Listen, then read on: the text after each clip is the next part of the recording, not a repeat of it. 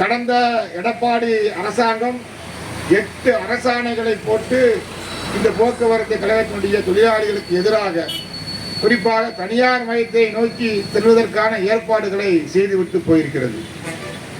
இப்பவும் சொல்றோம், ஆட்சி அமைந்து 3 ஆண்டுகள் கடந்துருச்சு. 4ஆம் ஆண்டில் ஸ்டாலின் ஆட்சியில் இருக்கிறார். இந்த 3 ஆண்டு நிறைவடைந்த நிலையில் கூட எடப்பாடி அரசாங்கம் போட்டிருக்கக்கூடிய தொழிலாளிகளுக்கு எதிரான போக்குவரத்து கழகத்திற்கு எதிரான 8 அரசாணைகளையும் அதில் ஒன்றை கூட இந்த அரசாங்கம் திரும்ப பெற்றுக் கொள்ளவில்லை. கடந்த வாரத்தில் திருநெல்வேலி கழகத்தில் ஓட்டுநர் நடத்துனர்களை ஒப்பந்த அடிப்படையில் நம்முடைய தனியார் நிறுவனங்கள் மூலமாக கான்ட்ராக்ட் மூலமாக எடுப்பதற்கான ஒரு டெண்டரை பத்திரிகைகளில் கடந்த 20ஆம் தேதி வெளியிட்டிருக்கிறது. இது நம்முடைய தொழிலாளிகளுக்கான மிகப்பெரிய அதிர்ச்சியாக இருக்கலாம்.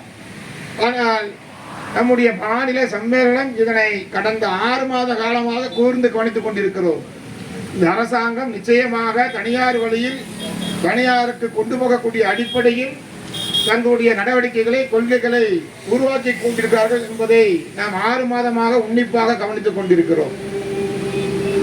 அதனாலதான் நாம் ஜனவரி மாதத்தில் நடைபெற்ற ஸ்ட்ரைக்கின் போதே சொன்னோம், இந்த போக்குவரத்து கழகங்களை தனியாருக்காக ஏற்பாட்டை நோக்கி போவதை நிச்சயமாக அனுமதிக்க முடியாது.